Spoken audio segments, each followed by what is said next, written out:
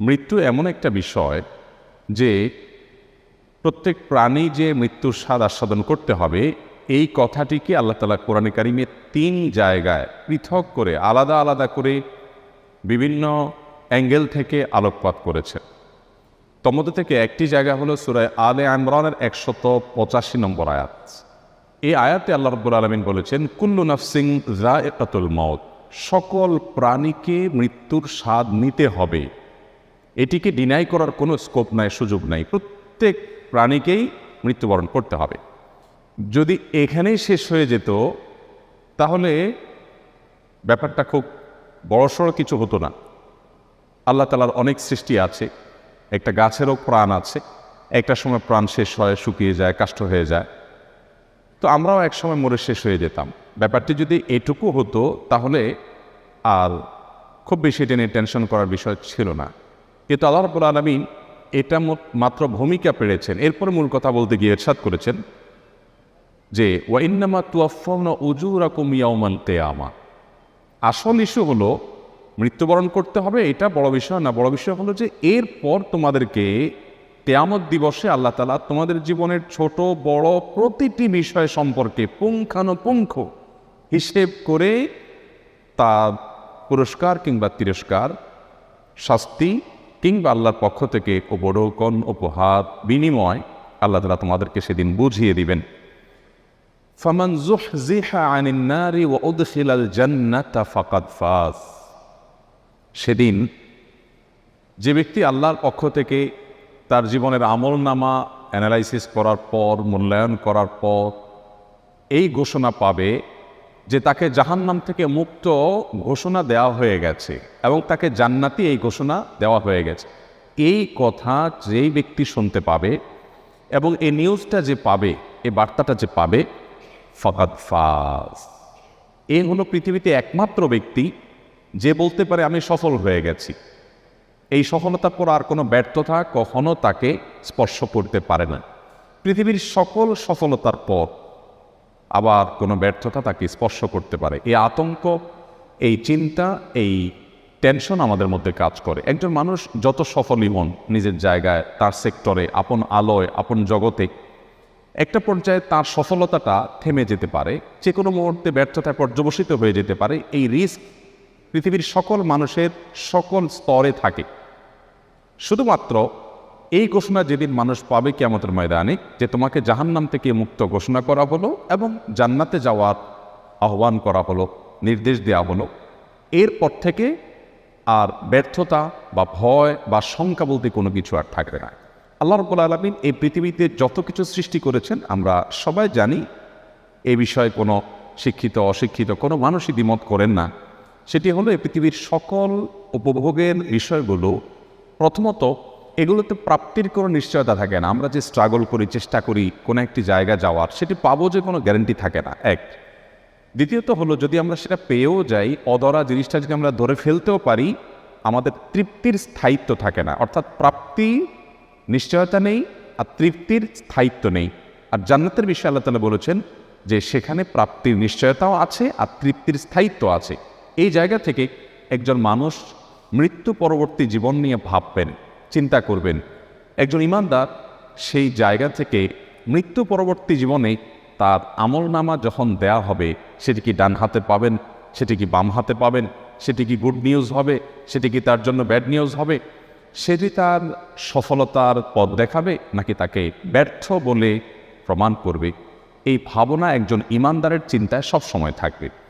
মোহতারাম হাজরিন, আল্লাহ রাব্বুল আলামিন কোরআনে কারিমে আমাদেরকে বিভিন্নভাবে মৃত্যু পূর্ববর্তী প্রস্তুতি গ্রহণ করার জন্য বলেছেন। মৃত্যু পূর্ববর্তী প্রস্তুতির অংশ হিসেবে প্রথম যে কাজটি আমরা করতে পারি বা করা উচিত আমাদের, সেটি হলো ঈমানটাকে স্ট্রং করা। আমার ঈমান এবং বিশ্বাসের জায়গাটা যদি খুব পরিচ্ছন্ন হয়, পরিষ্কার হয়, শক্ত হয়, এরপর যদি আমার আমলের ক্ষেত্রে কোনোটা ত্রুটিও থাকে, কমও থাকে, তো আমার বেসিকটা ঠিক থাকলো, ফাউন্ডেশনটা ঠিক থাকলো অন্তত। এই জন্য আমাদের আখিরাতের প্রস্তুতি হিসাবে, মৃত্যু পরবর্তী জীবনের প্রস্তুতি হিসাবে ঈমানটা আমার পিওর আছে কিনা, কোনো ভেজাল আছে কিনা, সে বিষয়টিকে খুব ভালো করে আমাদের একটু ভাবতে হবে এবং বারবার করে সেটা নিয়ে আমাদের পড়াশোনা ঘাটাঘাটি করতে হবে। বিশেষ করে কোরআন এবং হাদিস থেকে আমাদের ঈমান এবং বিশ্বাসের পয়েন্টগুলো নিতে হবে। দ্বিতীয়ত যে প্রস্তুতি নিতে হবে তা হলো নেক আমল এবং ভালো কাজ। ভালো কাজ এর যে সীমানা এটা এতটা পরিব্যাপ্ত যে আমরা ভালো কাজ বলতে মনে করি শুধু নামাজ রোজা করা, আমরা ভালো কাজ করতে মনে করি শুধুমাত্র ওয়াজ নসিহত করা, আমরা ভালো কাজ করতে মনে করি শুধুমাত্র কোরআন তেলাওয়াত করা, জিকির আজকার করা, সুবহানাল্লাহ আলহামদুলিল্লাহ বলা। এগুলো ভালো কাজ, মৌলিক ভালো কাজ, সন্দেহাতীতভাবে। কিন্তু ভালো কাজের সীমানাটা এত পরিব্যাপ্ত, মানুষ যেই কোনো কাজ করবে সেটা দ্বারা তার নিজের বা মানুষের সমাজের কোনো কল্যাণ যদি বয়ে আনে এবং সেখান থেকে সে যদি আল্লাহর সন্তোষিটা আশা করে, এই পয়েন্টগুলো একত্র হলে সেটি কিন্তু একটা ভালো কাজে পরিণত হয়, পর্যবেসিত হয়। আমাদের নবীজি সাল্লাল্লাহু আলাইহি ওয়াসাল্লাম বলেছেন, আহাব্বুন নাসি ইলাল্লাহি আনফাহুম লিন-নাস। আল্লাহর কাছে সবচেয়ে প্রিয় মানুষ সে যে মানুষের জন্য সবচেয়ে বেশি উপকারী হয়, কল্যাণকর হয়, যার ভূমিকা অন্যের উপকার বয়ে আনে। এই মানুষটা আল্লাহর সবচেয়ে পছন্দের এবং সবচেয়ে প্রিয় মানুষ। মোহতারাম হাজিরি, এরকম রকমারি ভালো কাজ দিয়ে আমাদের আমল নামাকে, আমাদের জীবনকে সাজাবার চেষ্টা আমাদের মৃত্যু পরবর্তী জীবনের ভাবনা থেকেই আমাদের করা উচিত। কারণ আরবি ভাষার একজন কবি বলেছেন, আমারুনা আমালুনা। আমারুনা আমালুনার মানে হলো যে আমাদের জীবনটা হলো আমাদের কর্মের অপর নাম। আমরা যখন মারা যাব শুধুমাত্র একটি জিনিসই থাকবে, যে আমি কেমন ছিলাম। দিন শেষে মানুষ আলোচনা করবে লোকটা এমন ছিলেন, এমন ছিলেন, এমন ছিলেন না। তার মানে কর্মগুলোই থেকে যাচ্ছে, আর আমল নামাতেও সেটি থাকবে, আখিরাতেও সেই জিনিসটি যাবে। এই জন্য মৃত্যু পরবর্তী জীবনের প্রস্তুতির জায়গা থেকে প্রতিটি কাজ, প্রতিটি পদক্ষেপের সময় একজন ইমানদার ভাববেন যে এটি আমার মৃত্যুর পরে যে অনন্তকালের জীবন আসছে, যে জীবনের শুরু আছে আর শেষ নেই, সেখান থেকে আর ব্যাক করার সুযোগ নেই, সেই জীবনে এটি আমার ভালো কাজের মধ্যে গণ্য হবে নাকি মন্দ কাজের মধ্যে গণ্য হবে। আল্লাহ রাব্বুল আলামিন কোরআনে কারিমে একটা আয়াত বলেছেন, যেটা রীতিমতো একটা থ্রেড বলতে পারি আমরা, যেটা রীতিমতো আমাদের ইমানকে জাগিয়ে দেওয়ার জন্য যথেষ্ট হতে পারে। আল্লাহ বলেছেন, ফালা তামুতুন্না ইল্লা ওয়া আনতুম মুসলিমুন। তোমরা সবাই মৃত্যুর স্বাদ আস্বাদন করতে হবে, এটা তোমরা জানো। অতএব তোমরা কেউ মুসলিম না হয়ে আমার কাছে এসো না, খবরদার। মুসলিম না হয়ে তুমি মৃত্যুবরণ করো না। মুসলিম না হওয়া মানে পরিপূর্ণভাবে আল্লাহ তাআলার কাছে নিজেকে সমর্পণ করা, আল্লাহ রাব্বুল আলামিনের আদেশ নিষেধের আলোকে নিজেকে সাজানো। মোহতারাম হাজিরি, সেই জায়গা থেকে আমাদের নেক আমলের চর্চা হবে আমাদের আখিরাতের প্রস্তুতির অন্যতম একটা পয়েন্ট। নাম্বার 3, তাওবায়ে নাসুহা করা। একজন ইমানদার বারবার নিজেকে জিজ্ঞাসা করবেন যে আমি কোন জায়গায় আছি, আমি কি জান্নাতের রুটে আছি নাকি জাহান্নামের রুটে আছি। আমার কর্ম, আমার চিন্তা, আমার ভাবনা, আমার আচরণ, আমার লেনদেন, আমার সার্বিক বিষয় আসর, এগুলো কি আমাকে জান্নাতের দিকে অগ্রসর করছে না জাহান্নামের দিকে অগ্রসর করছে। যদি আমি ভুল পথে কিছুটা অগ্রসর হই, তাহলে থেমে গিয়ে রুটটা চেঞ্জ করা, এটার নামই তওবা। তওবা শব্দের অর্থই হলো ফিরে আসা, তার মানে ভুল থেকে ফিরে আসা। প্রতিনিয়ত ইমানদারি কাজটি করতে থাকবে এবং সেই সাথে আল্লাহর কাছে ইস্তিগফার করতে থাকবে। এটি তার আখিরাত এবং পরকালের ভাবনা থেকে। পরকালের ভাবনা এমন একটা জিনিস, এটি যদি কোনো মানুষের মধ্যে চলে আসে, তাহলে তাকে সৎ করবার জন্য পৃথিবীর কোনো মনিটরিংয়ের প্রয়োজন আর হবে না। আমরা কদিন আগে বিভিন্ন জাতীয় গণমাধ্যমে একটি সংবাদ বেশ ঘটা করে প্রকাশ হতে দেখেছি যে কোনো একজন রেলওয়ে কর্মচারী বা কর্মকর্তা, তিনি বৃদ্ধ বয়সে এসে তার বোধোদয় হয়েছে যে তিনি বিনা পয়সায় রেলে বহু চড়েছেন। এখন তিনি রেল কর্তৃপক্ষের কাছে এসে তার সারা জীবনের সেই ভুলের প্রায়শ্চিত্ত করে সকল টাকা তিনি জমা দিতে এসেছেন। এই যে বিবেচনা বোধ তার মধ্যে জাগ্রত হয়েছে, এটা শুধুমাত্র পরকালের ভাবনা থেকে, অন্য কোনো কিছু নয়। মোহতারাম হাজির, এই জায়গা থেকে একজন মানুষ যদি প্রকৃত সৎ মানুষ হতে চান, তাহলে তার ভিতর আখিরাতের প্রতি ঈমানের ভাবনাকে জাগ্রত করা এবং সেই জায়গা থেকে মৃত্যু পরবর্তী প্রস্তুতি গ্রহণ করার কোনো বিকল্প পথ আমাদের সামনে খোলা নেই। আল্লাহ রাব্বুল আলামিন কুরআনে হাকিমে বলেছেন, ওয়া আম্মা মান খাফা মাকামা রাব্বিহি ওয়া নাহা আন-নাফসা আনিল হাওয়া ফাইন্নাল জান্নাতা হিয়াল মাওয়া। জান্নাতের এই নেয়ামত আল্লাহ তাআলা ওই ব্যক্তিকে দিবেন যে ব্যক্তি আল্লাহর সামনে দাঁড়াতে হবে, আল্লাহর সামনে যেতে হবে এবং সকল কিছুর হিসেব দিতে হবে, এই ভয় যার অন্তরে তিনি জাগ্রত রাখেন, এই ভাবনা সবসময় যাকে তাড়িয়ে বেড়ায় এবং এই চিন্তা থেকে তিনি প্রতিটা পদক্ষেপ হিসেব করে ফেলেন, এই মানুষটিকে আল্লাহ তাআলা জান্নাত দিবেন। অতএব মৃত্যু পূর্ববর্তী ভাবনা প্রতি মুহূর্তে আমাদেরকে আলোকিত করবে, আমাদেরকে সৎ করবে, আমাদেরকে আল্লাহ তাআলার নিকট জবাবদিহিতার বোধের কারণে আমাদেরকে অসততার পথ থেকে বাঁচাবে।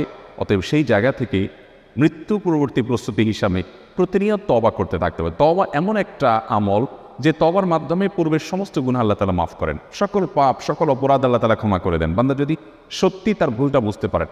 এরকম সুযোগ ইমানদারকে আল্লাহ তাআলা দিয়েছেন যে এই সুযোগটা যদি কেউ হাতছাড়া করে ফেলে, আপনার যখন মৃত্যু এসে যাবে, আমাদের যখন মৃত্যু এসে যাবে, কিংবা মৃত্যুর আলামত যখন প্রকাশ হবে, আমি যখন বুঝতে পারবো যে আমি শেষ, আর আমি দুনিয়াতে কোনো সুযোগ পাচ্ছি না, ওই টাইমের তওবা, একেবারে শেষ মুহূর্তের তওবা আল্লাহ কবুল করবেন না। তার আগ পর্যন্ত এমন কোনো পাপ নেই, এমন কোনো অপরাধ নেই। মানুষ বিভিন্ন সময় জিজ্ঞাসা করে অমুক অপরাধ করলে আল্লাহ মাফ করবেন কিনা। এমন কোনো অপরাধ নেই যেটা ক্ষমারও যোগ্য। এমনকি আমরা বলি শিরক ক্ষমারও যোগ্য, এই কথাটাও এভাবে বলা সঠিক নয়।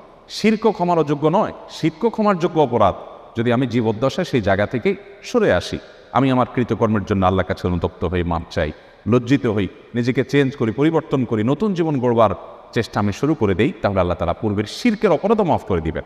অতএব শুধুমাত্র মানুষের অধিকার এটা এতটা ভয়াবহ যে কারোর অধিকার আমি নষ্ট করেছি, সেটি কাউকে আচরণগতভাবে কষ্ট দিয়ে হোক, আর্থিকভাবে ক্ষতিগ্রস্ত করে হোক, যে কোনোভাবে, এ বিষয়ে আল্লাহ তাআলার কাছে মাফ চাইলে আল্লাহ মাফ করবেন না, যতক্ষণ পর্যন্ত যার অধিকার নষ্ট করেছি তার কাছ থেকে আমি মাফ না নিব, কিংবা তার কাছ থেকে মাপ নেওয়ার কোনো সুযোগ না থাকলে আল্লাহ তাআলাকে আমার বিশেষ আমলের মাধ্যমে সন্তুষ্টের এই লেভেলে নিয়ে যেতে পারলে যে আল্লাহ তাআলা স্বয়ং দায়িত্ব নিয়ে তার কাছ থেকে আমাকে মাপ পাই দিবে। মোহতারাম হাজিরিন, সেই জায়গা থেকে তওবা এবং ইস্তেগফার আমাদের প্রতিনিয়ত করা দরকার। আমি যদি এই মুহূর্তে তওবা করি যে আল্লাহ, আমি এখন থেকে হিসেবের নতুন খাতা খুলতে চাই, আমি যা করেছি আমি অনুতপ্ত, আমি লজ্জিত, আমি ক্ষমা প্রার্থী, আমি আমার আখিরাতকে উজ্জ্বল করবার জন্য এখন থেকে আমি নতুন করে পথ চলা শুরু করছি, আল্লাহ তাআলা পেছনের সমস্ত গুনাহ মাফ করবেন। নবী সাল্লাল্লাহু আলাইহি ওয়াসাল্লাম বলেছেন, আত-তাইবু মিনাজ যামবি কামান লা যামবা লাহু, কেউ যদি পাপ থেকে, অপরাধ থেকে তওবা করে ফিরে আসে তাহলে তার পেছনের সব কিছু আল্লাহ তাআলা ডিলিট করে দেন, সব কিছু। মৃত্যুর পরবর্তী প্রস্তুতির অংশ হিসাবে মৃত্যুর কথা বারবার স্মরণ করা। এই জন্য নবী করিম সাল্লাল্লাহু আলাইহি ওয়াসাল্লাম বলেছেন, তোমরা কবর জিয়ারত করবে, কেননা কবর জিয়ারত করলে মৃত্যুর কথা স্মরণ হয় এবং দুনিয়ার বাস্তবতা মানুষ সবচেয়ে বেশি উপলব্ধি করতে পারে কবর জিয়ারত করলে। কোনো মানুষকে দাফন করতে গেলে, কোনো মানুষ মৃত্যুসজ্জায় শায়িত তার শিওরে গেলে, কোনো মানুষ অসুস্থ তার শুশ্রূষা করতে গেলে মানুষ তার জীবনের বাস্তবতাকে উপলব্ধি করতে পারে যে দুনিয়ার জীবনটা আমাদের খুবই সীমিত। আল্লাহ তাআলা এটাকে এতটাই অনিশ্চিত রেখেছেন যে পৃথিবীতে কেউই বলতে পারে না তিনি কতদিন বাঁচবেন। আল্লাহ তাআলা কোরআনে কারীমে রীতিমতো ঘোষণা দিয়ে দিয়েছেন যে কিছু জিনিস মানুষ